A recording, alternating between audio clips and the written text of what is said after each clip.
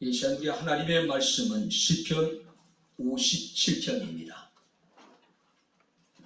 시편 57편 1절부터 5절 말씀까지 제가 봉독해 드리도록 하겠습니다. 시편 57편 1절부터 5절 말씀까지가 되겠습니다.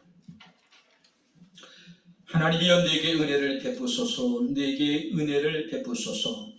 내 영혼이 주께로 피하되 주의 날개 그늘 아래에서 이 재앙이 지나가기까지 피하리이다. 내가 지존하신 하나님께 부르짖으며 곧 나를 위하여 모든 것을 이루시는 하나님께로다. 그가 하늘에서 보내사 나를 삼키려는 자의 비방에서 나를 구원하실지라. 셀라. 하나님이 그의 인자와 진리를 보내시리로다. 내 영혼이 사자들 가운데서 살며 내가 불사르는 자들 중에 누웠으니 곧 사람의 아들들 중에라. 그들이 이는 창과 화살이요 그들의 혀는 날카로운 칼 같도다. 하나님이여 주는 하늘에 높이 들리시며 주의 영광이 온 세계에 높아지기를 원하나이다. 아멘. 기도하겠습니다. 자비롭고 은혜로우신 아버지 하나님 고맙습니다. 바쁘고 분주함 속에서도 살아계신 하나님을 기억하며 주의 날을 맞이하여 주님 앞에 나와 주를 예배하게 하시고 이 시간 주의 말씀을 청종할 수 있는 은총을 베풀어 주심을 감사를 드립니다. 말씀이 선포될 때 우리의 마음의 문이 열려지게 하시고 우리의 귀가 열려지게 하셔서 살아계신 주의 말씀을 아멘 아멘으로 화답해 하옵소서. 깨닫게 하시고 말씀을 기뻐하며 즐거워하는 삶을 살게 하옵소서. 예수님 이름으로 기도합나이다. 아멘.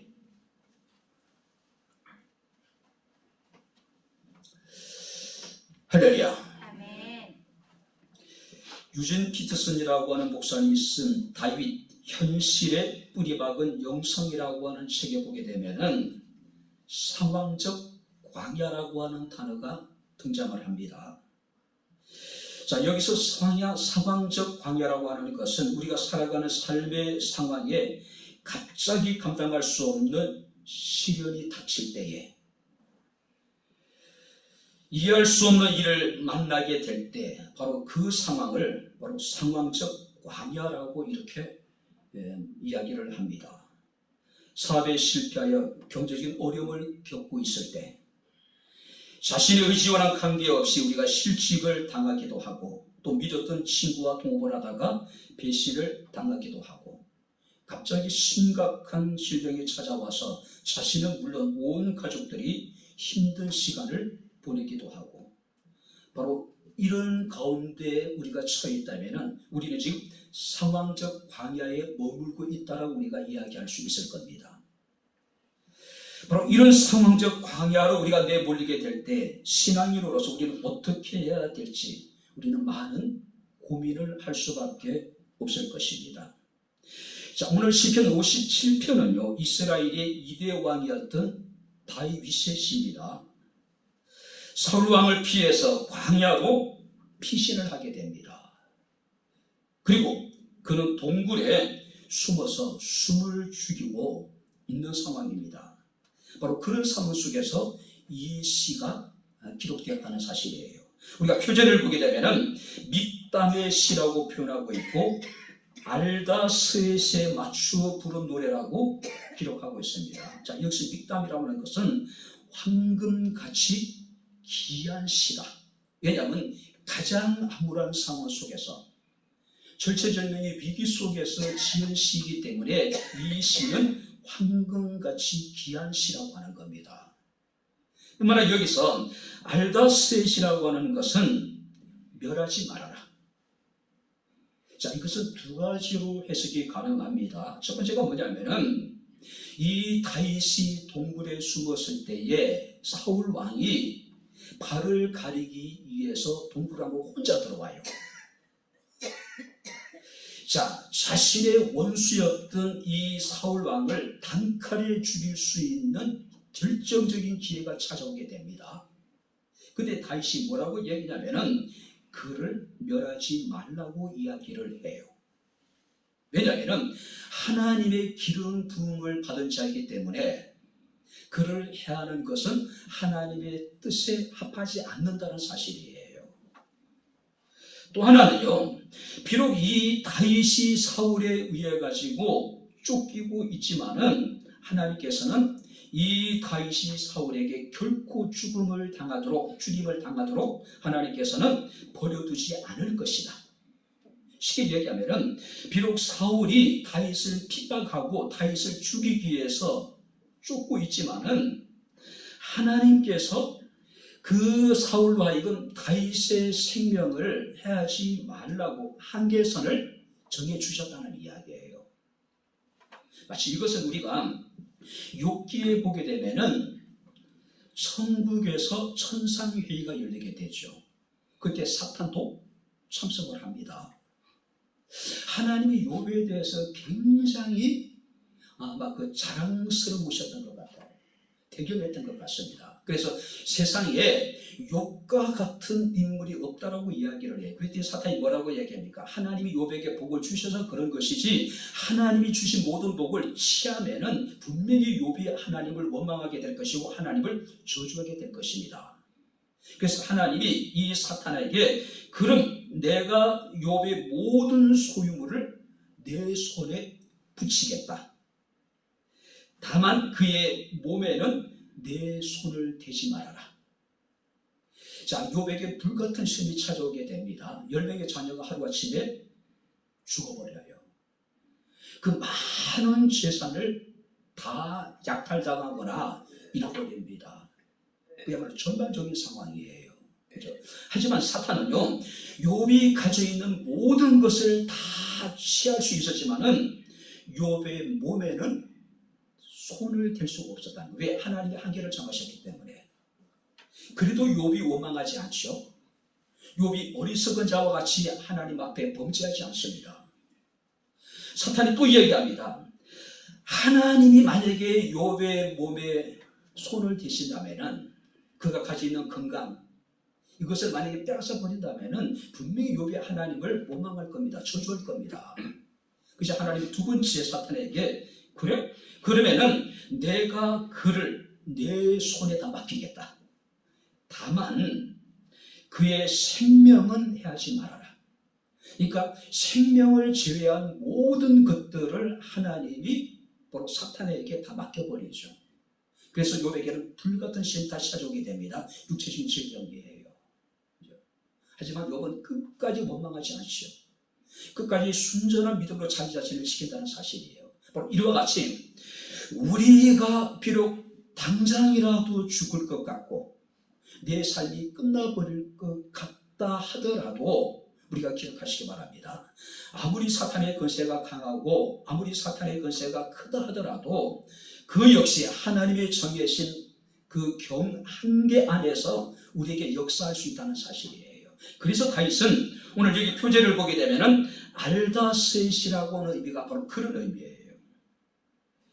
자, 우리가 사무엘상 17장 18절 말씀을 보게 되면은 이스라엘이 국가적인 위기에 처하게 됩니다. 그야말로 이스라엘의 국가 운명이 풍전등화와 같은 상황이에요. 자, 이때 혜성처럼 등장해서 이스라엘을 위기에서 구한 국국의 영웅이 있었죠. 누굽니까? 다윗이었어요. 다윗은 사울 왕의 사위가 되죠.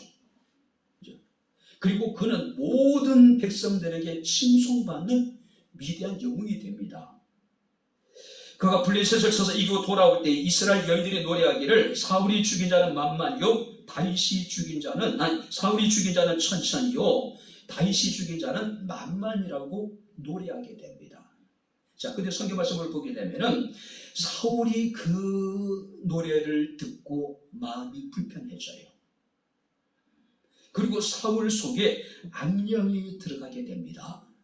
그리고 다윗을 죽이기 위해서 호시탐탐 기회를 노리게 돼요. 자, 국의 영에서 이제 다윗은 그야말로 왕의 미움을 받아서 쫓기는 도망자의 신세로 전락되어 버립니다. 그래서 그런 사울 왕의 추격을 피하기 위해서 모압이라는 곳으로 망명을 가기도 하고 블레셋 땅까지 넘어가서 망명하기도 하고 또 광야로 또 도망을 갑니다. 그러나 다윗을 추격하는 이 사울의 군대의 포위망은 점점 좁혀져만 오고 있는 상황이에요. 다윗은 더 이상 도망갈 곳도 없어요. 이제 그가 동굴 안에 거의 이제 내몰려 있는 상황입니다. 다윗은 지리적인 광야뿐만 아니라 지금 다윗은 상황적인 광야에 지금 내몰려 있는 상황이에요. 그때 바로 시편 57편이 등장하게 되는 겁니다. 특별히 우리가 1절 말씀을 보게 되면 하나님이여 내게 은혜를 베푸소서, 내게 은혜를 베푸소서. 얼마나 상황이 급박했던지, 얼마나 상황이 어렵고 힘들었던지 다윗은 노래를 시작하면서 바로 직접 바로 단독직입적으로 내게 은혜를 베푸소서, 내게 은혜를 베푸소서라고 하나님께 구하고 있습니다. 이 다윗이 처해 있는 상황에 대해서 1절 말씀을 보게 되면은 지금 자신은 재앙과 같은 삶의 위기를 만났다고 이야기를 하고 있습니다. 삼키는 자들의 비방, 또 사자들 가운데 그가 살고 있고, 불사르는 차주장에 그가 누워있고, 또 그물이 져있고, 또 자기는 억울한 상황이고 뿐만 아니라 원수들이 자신 앞에 웅덩이를 파놨다라고 지금 이야기를 하고 있는 거예요. 자, 보세요. 재앙이나 비방이나 불같은 시험이나 그물이나 웅덩이는 뭘 의미합니까? 다윗이 아무런 상황을 지금 표현하고 있는 거예요. 그때 다윗이 할 수 있는 것은 하나님의 은혜를 구하는 것 외에는 달리 할 수 있는 방법이 없었어요.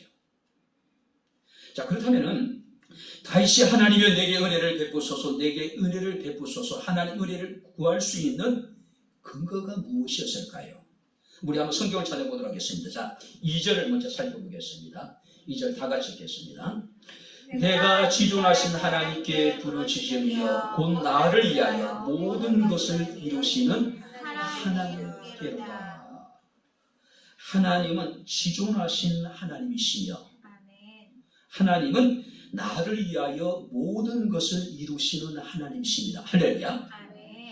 다윗이 절체절명의 위기 속에서 그가 하나님의 은혜를 구할 수 있었던 근거가 뭐냐면은 하나님은 높은 데에 계신 존귀하신 분이시고 하나님은 나를 위해서 모든 것을 이루시는 하나님에 대한 분명한 확신이 있었기 때문에 그렇다는 겁니다. 이 일을 시작하신 이도 하나님이시고 신이 이 일을 이루실 일도 하나님이시고 이루시는 과정에 있어서 내가 알지 못하고 이해하지 못하는 것까지도 협력해서 이루실 하나님에 대한 확신이 있었기 때문에 절체절명 속에 오직 하나님께 소망을 두고 하나님의 은혜를 지금 구하고 있는 겁니다.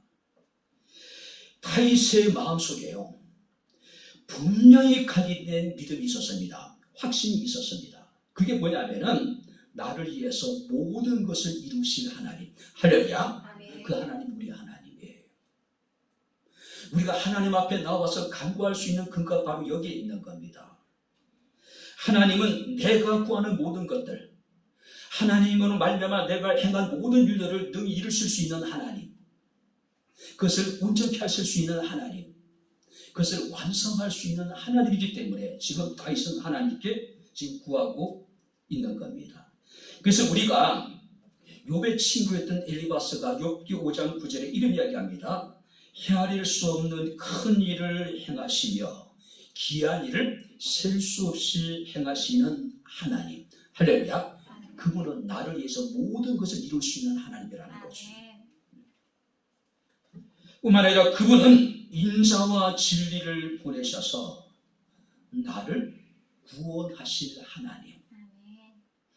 존귀하신 하나님은 나를 위해서 모든 것을 이루실 뿐만 아니라 인자와 진리를 보내셔서, 이 인자와 진리를 보낸다는 얘기는 우리를 향한 하나님의 사랑으로 우리를 구원해 주시겠다는 이야기예요. 그래서 다윗은 하나님께 기도합니다. 하나님이여 내게 은혜를 베푸소서. 내게 은혜를 베푸소서. 은혜가 아니면 살아갈 수 없다는 이야기예요.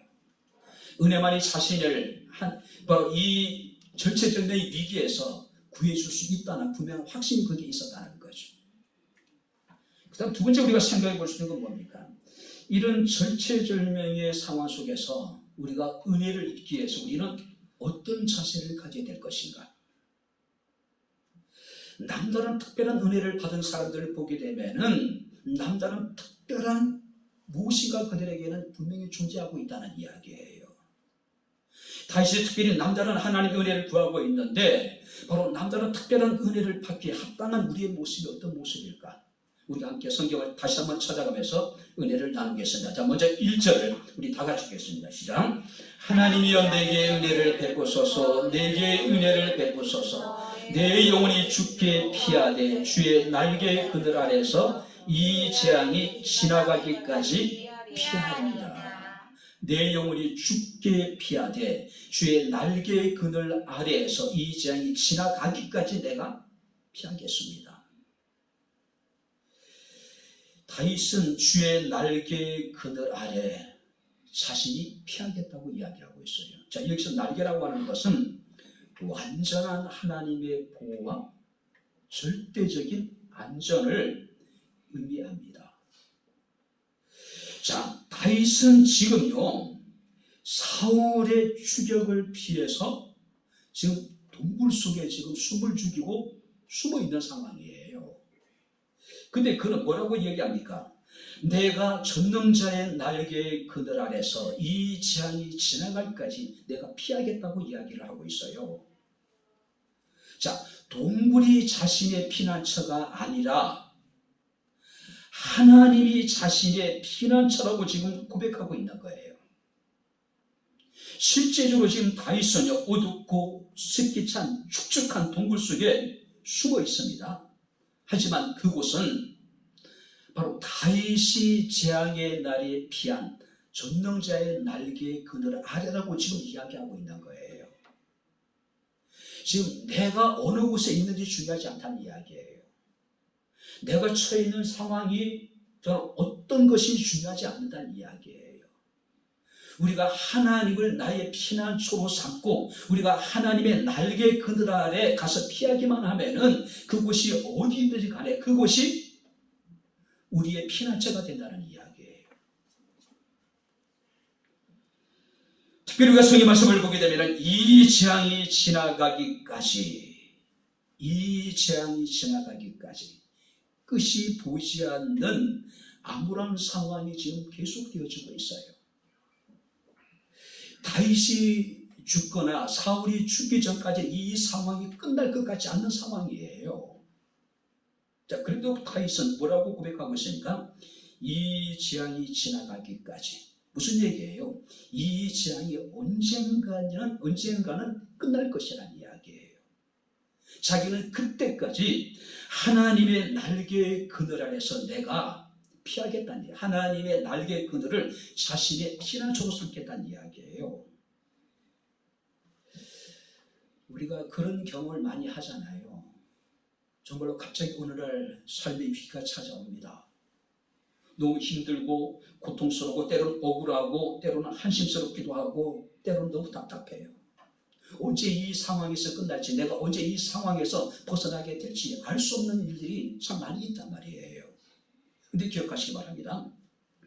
영원한 재앙이라는 것은 존재하지 않는다는 이야기예요. 우리는 그런 이야기를 자주 하죠. 이 또한 지나가리. 할렐루야.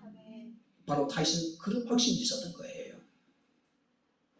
끝이 보이지 않는 절망적인 상황 속에서도 반드시 이 재앙이 언젠가는 끝날 것이라는 확신이 있었고, 자신은 이 재앙이 지나가기까지 전능자의 날개 그늘 아래서 자신은 그 보호를 받을 것을 확신했어요.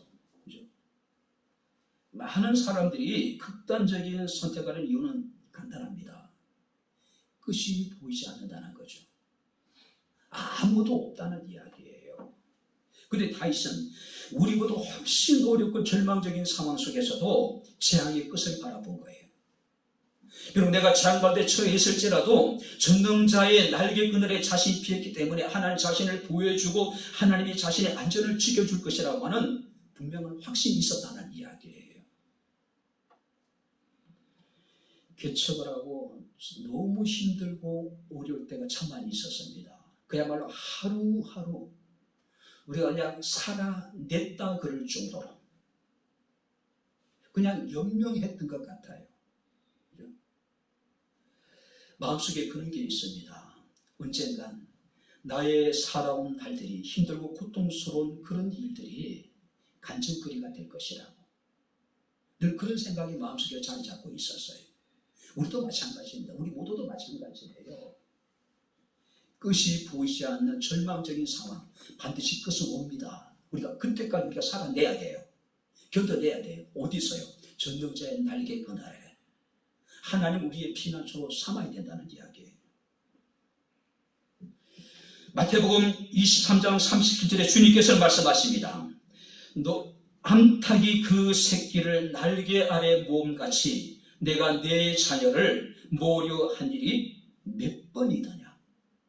하나님의 당신의 택한 백성들을 암탉이 그 새끼를 날개 아래 모으려 한 것처럼 그 당신의 자녀들을 바로 전능자의 날개 끈 아래 모으려고 한 적이 너무나도 많았다는 이야기예요. 문제는 뭘까요? 너희가 원하지 않았다. 그들이 하나님의 사랑을 거부해버렸다는 이야기예요. 우리가 룻기 2장 12절 말씀을 보게 되면은 보아스라고 하는 인물이 등장을 합니다. 보아스는 룻이라고 하는 모압 여인의 이제 남편이 되는 사람이에요.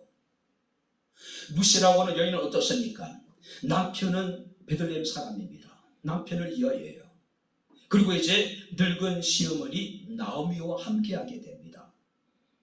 나오미가 어떻게 됩니까? 이제 모압을 떠나서 다시 자신의 고향이었던 베들레헴으로 돌아오게 될 때에 그의 동서였던 오르바라고 하는 여인은 자신의 민족에게로 돌아가요. 모압 사람들로 돌아가요. 그러나 룻이라고 하는 여인은 어떻습니까? 끝까지 시어머니와 함께합니다. 그리고 베들레헴으로 돌아와요. 그때 보아스가 이런 얘기를 합니다.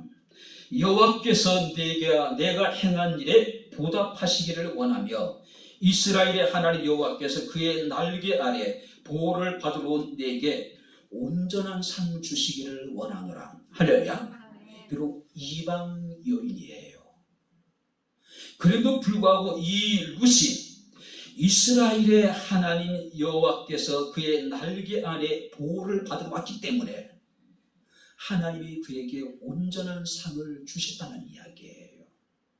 그래서 이 룻이라고 하는 이방 여인은 예수 그리스도의 족보에 3명의 다른 여인들과 함께 여인으로서는 이렇게 그의 이름이 기록될 정도로 그렇죠? 많은 사람들의 사랑을 받는 여인이 되었다는 이야기예요. 나발이라고 하는 어리석은 자의 아내였던 아비가일이라는 여인은 나중에 아비가일은 다윗의 아내가 됩니다. 이런 얘기를 합니다. 사람이 일어나 내 주를 쫓아 내 주의 생명을 찾을지라도 내 주의 생명은 내 주의 하나님 여호와와 함께 생명싸게 쌓여 있을 것이요. 하나님은 하나님의 날개 아래 피한 이 다윗을 어떻게 보호하시냐면은 생명싸개 속에 하나님께서는 보호하여 주셨다는 이야기예요. 우리가 시편 91편 4절에 보게 되면은 우리가 전능자의 날개 그늘 아래 피하게 될 때에 하나님께서는 그가 너를 깃으로 덮으시느니. 할렐루야. 날개의 깃으로 하나님께 피하는 자들을 하나님이 덮어주시겠다는 이야기예요. 감싸주시겠다는 이야기예요. 우리는 하나님의 은혜를 입기를 원합니다. 하나님의 은혜를 입기 위해서는 무엇보다도 우리가 전능자의 날개 아래 피하게 될 수 있기를 주의적으로 축원합니다. 코로나가 끝없이 계속될 것 같아요. 그죠? 언제 다시 일상의 평범한 삶을 회복하게 될지 우리는 알 수 없는 상황이에요. 그러나 분명히 기억할 수 있는 것은, 확신할 수 있는 것은 코로나도 언젠간 끝이 나게 된다는 이야기예요. 그죠? 중세 유럽의 패스트로 인해가지고 유럽 인구의 3분의 1, 3분의 2가 죽었습니다. 이렇게 세상이 끝날 거라고 사람들은 생각했어요. 그러나 패스트는 끝났습니다. 다시 사람들은 일상으로 다시 회복할 수가 있었어요. 그죠? 언젠가 끝이 난다는 이야기예요. 그 끝날 때까지 우리는 살아남아야 돼요. 견뎌내야 돼요. 그러기 위해서 우리가 전능자의 날개 그늘에 우리가 피해야 된다는 거죠. 하나님 우리의 피난처로 삼아야 된다는 거죠. 두 번째 말씀을 보시기 바랍니다. 자, 7절을 같이 읽겠습니다. 하나님이여 내 마음이 확정되었고 내 마음이 확정되었사오니 내가 노래하고 내가 찬송하리라.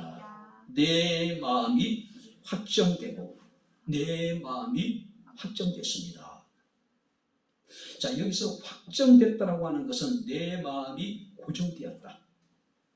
내 마음이 확고하고 확립되고 내 마음이 이제 결정됐다. 결정되어졌다. 무엇으로요? 하나님으로. 하나님으로.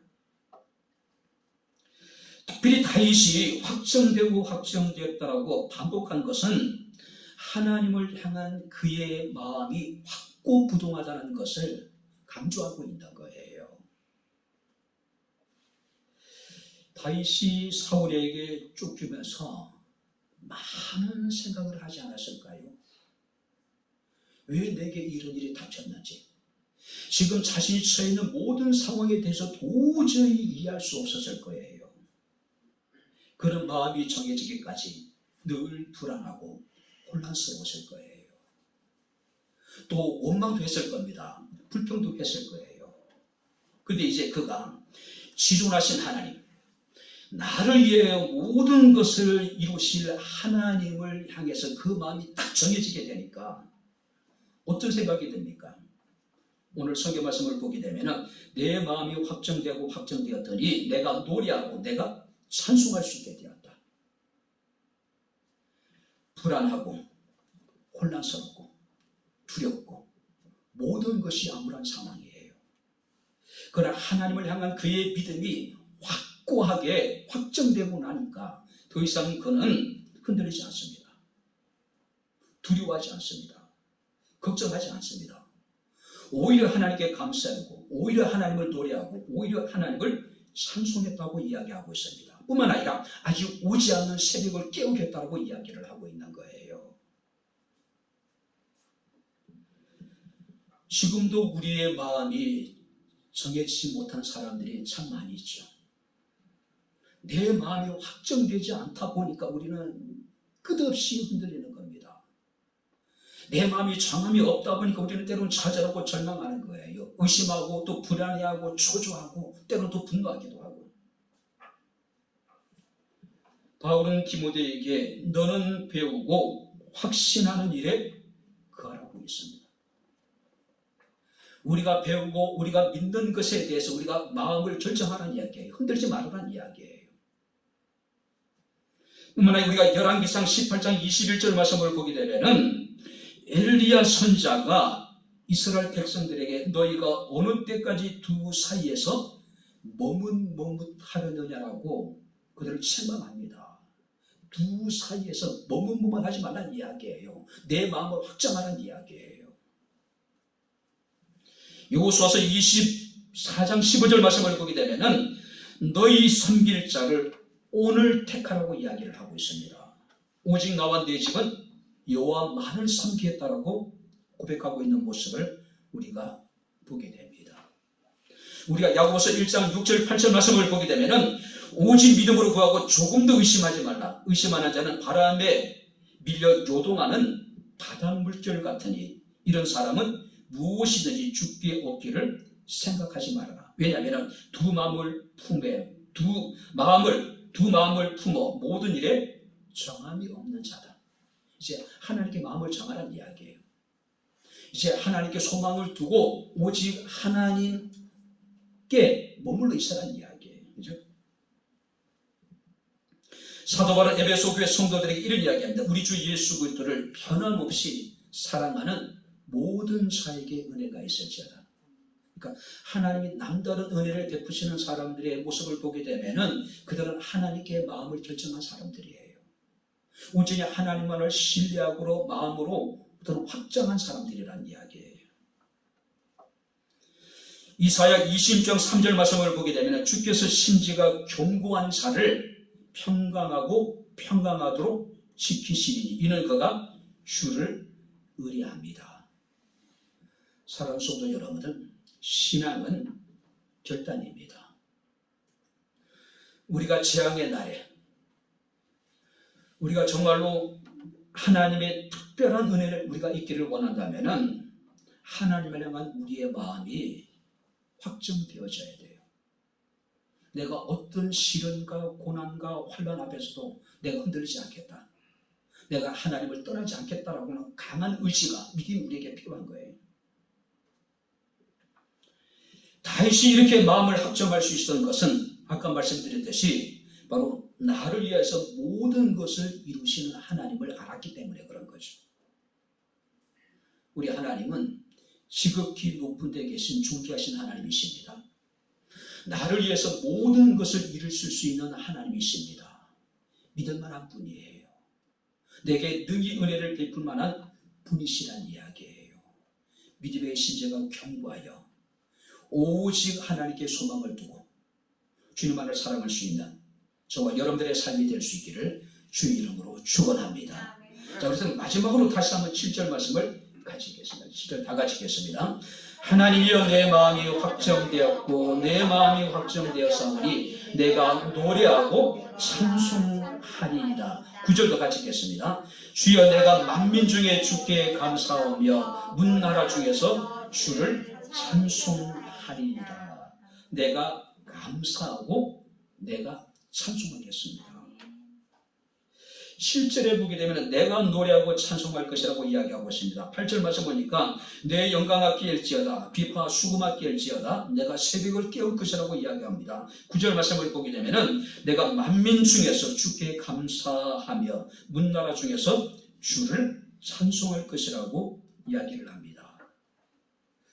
내가 노래하고 내가 찬송하고 내가 새벽을 깨우고 내가 주께 감사할 것이다. 비파 수금으로. 근데 지금 다윗이 처해 있는 상황이요, 비파와 수금에 맞춰서 새벽에 모든 나라 모든 민족이 듣도록 감사하며 찬송할 수 있는 상황일까? 그렇게 한가한 상황이 아니에요. 지금 그는 동굴 속에 숨어서 숨을 죽이고 있는 상황이에요. 언제 어떤 상황에 처해지게 될지 전혀 알 수 없는 상황이에요. 절체절명의 위기입니다. 그럼에도 불구하고 그는 하나님께 감사하고 하나님을 노래하고 하나님을 찬양할 것이라고 이야기를 하고 있습니다. 무시무시한 재앙의 날에 전능자의 날개 그늘 아래 자신을 그는 숨겼습니다. 하나님을 온전히 자신의 피난처로 삼았습니다. 이제 그는 하나님만을 신뢰하기로 마음을 굳게 정했습니다. 그 마음속에 평안이 찾아왔습니다. 그의 입술에 노래가 나오기 시작했어요. 찬송이 나오기 시작했습니다. 감사가 나오기 시작한 거예요. 특별히 9절 말씀을 보니까 주여 내가 만민 중에서 주께 감사하며 문나라 중에서 주를 찬송할 것이다. 이런 상황 속에서 과연 우리가 기뻐할 수 있을까? 이런 상황에서 우리가 즐거워할 수 있을까? 우리가 하나님께 감사할 수 있을까? 하나님께 우리가 노래하고 찬송할 수 있을까? 2008년도에 우리나라 한 대기업에서 한국 사람들이 삶 속에 얼마나 웃고 사는지 20대와 50대 대상으로 20대에서 50대를 대상으로 500명가량 이렇게 이제 설문조사를 했다 그래요. 오래된 이야기는 하겠지만은 우리나라 사람들이 하루 평균 10번 정도 웃는다 그래요.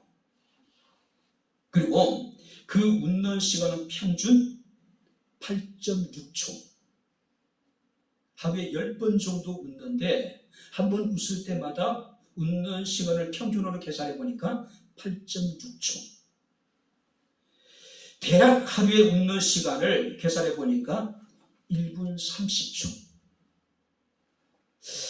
여러분들은 하루 동안에 얼마나 우리가 기뻐하고 우리가 즐거워하고 우리가 정말로 꾸밈이 없는 환한 웃음을 우리가 집에 살아가고 있습니까? 당시 우리나라 국민들은 하루 웃는 시간이 1분 30초래요.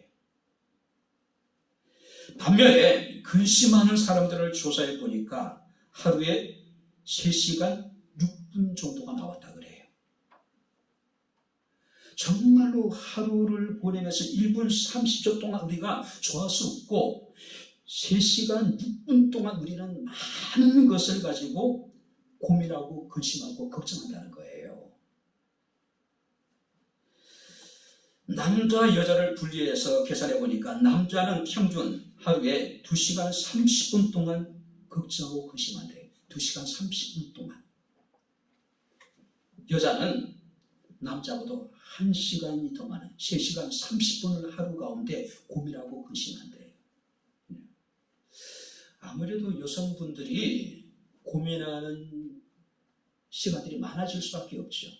그렇죠?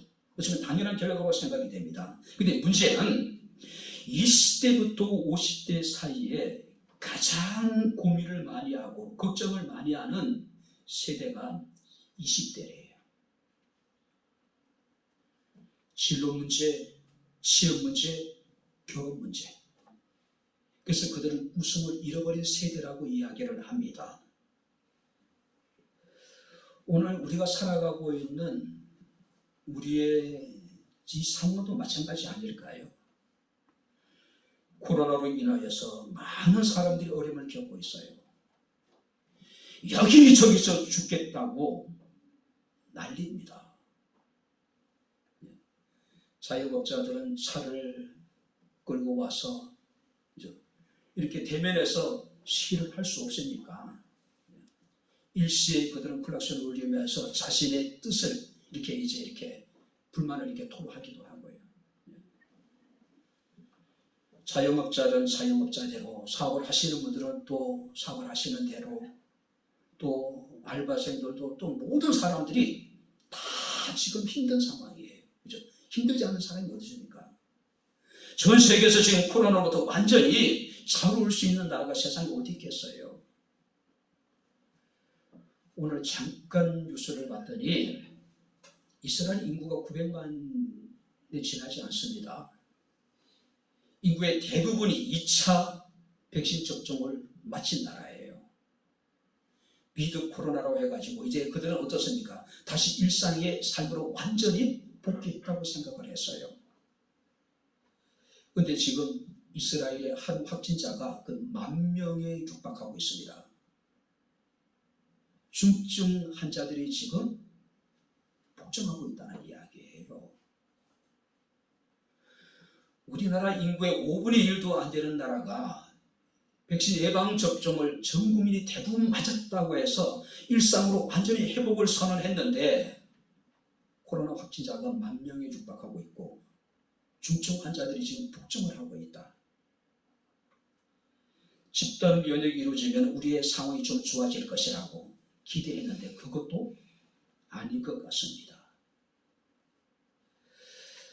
우리나라에서도 이제 위드 코로나를 이야기를 하고 있습니다. 10월, 11월부터 연말부터는 이제 코로나와 더불어 이제 함께 살아가자는 이야기죠.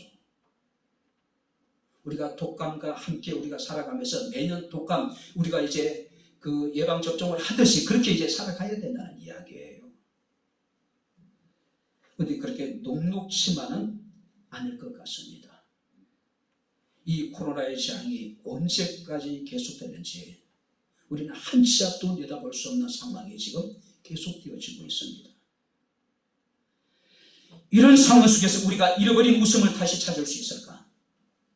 물론 웃는다 하더라도 이제는 마스크에 가려져가지고 우리는 서로의 웃는 모습을 서로 볼 수 없는 암울한 상황 속에 살아가고 있어요. 다윗은 절망적인 상황 속에서 절체절명의 위기 속에서 하나님이여 내게 은혜를 베푸소서, 내게 은혜를 베풀어 주시기를 구하고 있는 모습을 우리가 보게 됩니다. 그가 전능자의 날개 그늘 아래 피하고 그 마음이 온전히 하나님으로 확정되어졌을 때 잃어버린 웃음이 회복됩니다.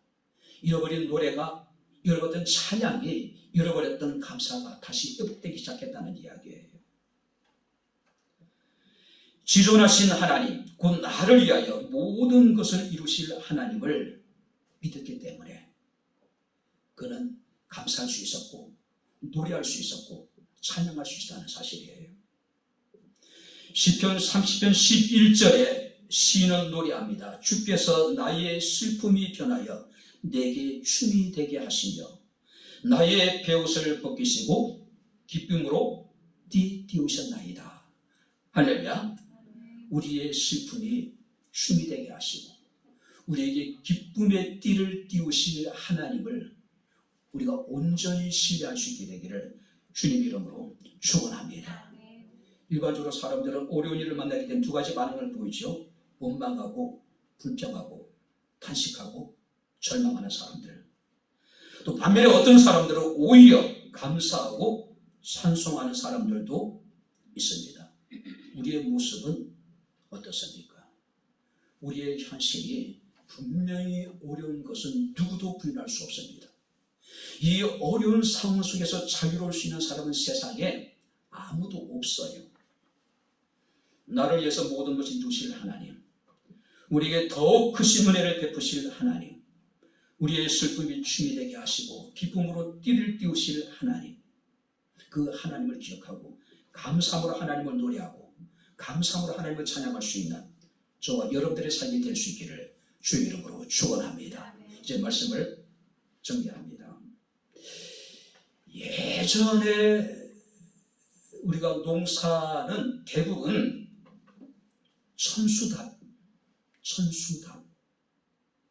천수답이 뭡니까? 뭐 저수지나 댐이나 강물을 양수기로 포일러 가지고 그걸 이용해서 농사를 짓는 것이 아니라 천수답은 오직 하늘만을 바라보는 거예요. 그러니까 비가 내리지 않으면은 어떤 농작물도 자랄 수 없어요. 파종할 수도 없고 수확할 수도 없는 것이 천수답이에요. 지금 우리나라는 수리 안전답이라고 이야기하죠. 그죠? 저수지를 만들고 강물을 또 지하수를 포올려가지고 아니면은 수도를 연결해가지고 우리는 어떤 강물 속에서도 우리는 파종할 수 있고 또 농작물을 재배할 수 있고 수확할 수 있는, 그죠? 천수답은 비가 오지 않으면은요, 파종된 모든 씨와 농작물들이 다 타서 죽어버려요. 말라 죽어버려요.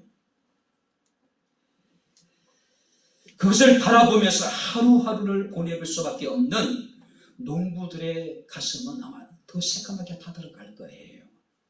그렇지 않습니까? 제가 지금 우리 교회 학원이 적지 않죠. 2주에 한 번씩 대체적으로 물을 줍니다. 근데 때로는요, 이번 주가 물을 줘야 될지 안 줘야 될지 잃어버릴 때가 있어요.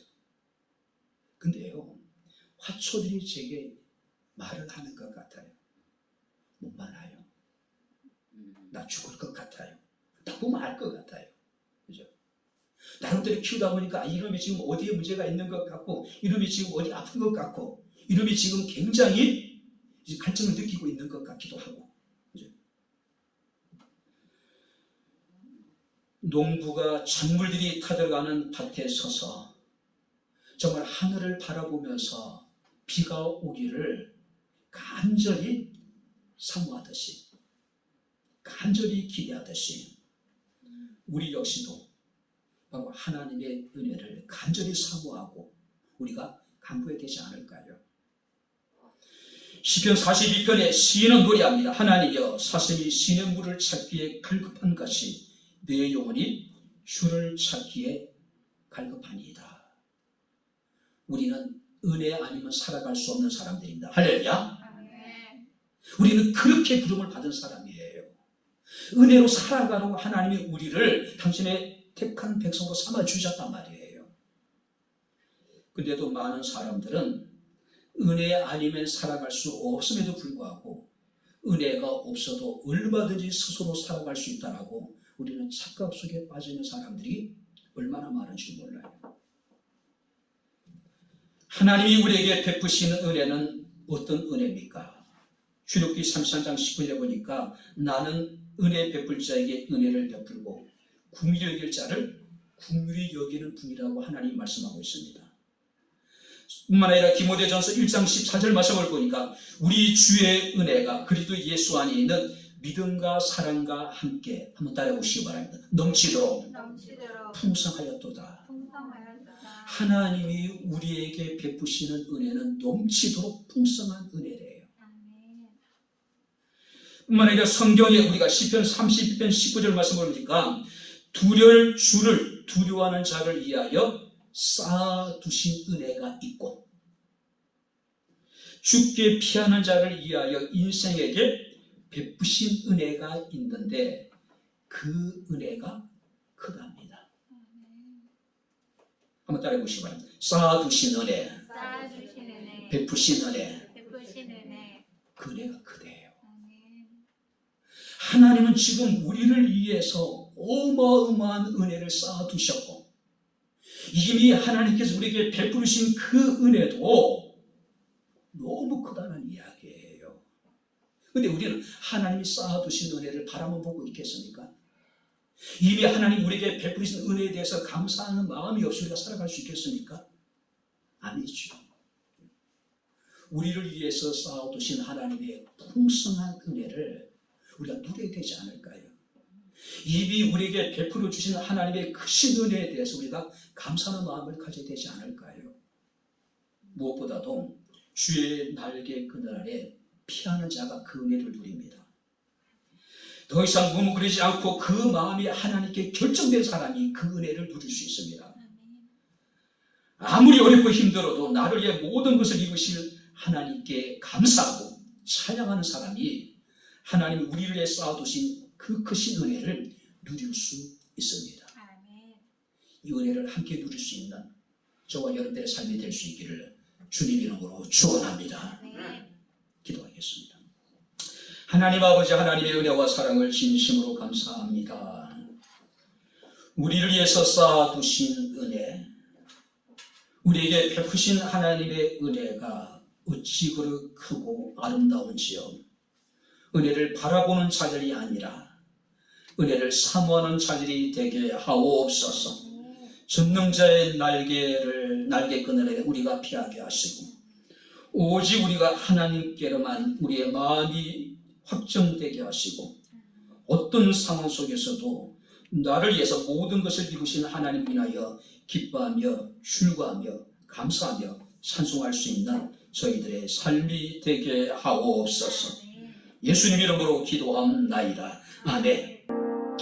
이제는 우리 주 예수 그리스도의 은혜와 하나님의 크신 사랑과 성령님의 교통 조절의 충만 역사와 인도하시니 거룩한 주의 날 살아계신 하나님을 영과 진리로 예배함으로 하나님의 은혜를 사모하는 주의 사랑하는 모든 성도들 머리 위에 저들의 가정과 직장과 사업장과 이 교회와 이 나라 이 민족 위에 지금부터 영원토록 함께 있을지어다. 아멘.